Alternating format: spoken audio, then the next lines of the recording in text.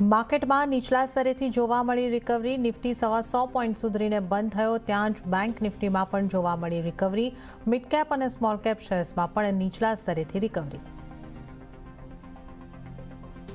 રૂપિયો આજે ફરી રેકોર્ડ નીચલા સ્તર પર. $1નો ભાવ 90.79ના સ્તર ઉપર પહોંચ્યો, પરંતુ નવેમ્બર ટ્રેડ ડેફિસિટના સારા આંકડાથી જોવા મળી રિકવરી.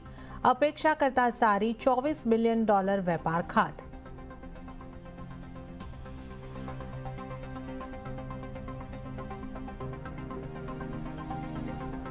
કોરોના રેમિડીઝની માર્કેટમાં ધમાકેદાર એન્ટ્રી. 38%ના પ્રીમિયમ સાથે એનએસસી પર 1470 ઉપર થયો લિસ્ટ. ₹1062 હતી ઇશ્યુ પ્રાઇસ.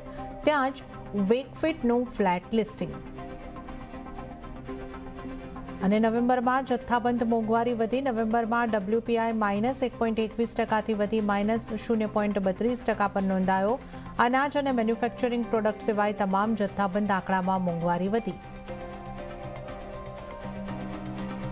મનરેગાના બદલે આવશે વિકસિત ભારત જી રામજી. 100 દિવસના બદલે 125 દિવસના રોજગારની ગેરંટી. કામ નહીં મળશે તો રાજ્ય સરકાર આપશે બેરોજગારી ભથ્થું.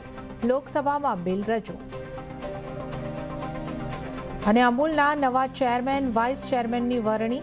સાહિબસિંહ પરમાર બન્યા અમૂલ ડેરીના ચેરમેન. વિજય પટેલની વાઇસ ચેરમેન તરીકે નિમણૂક.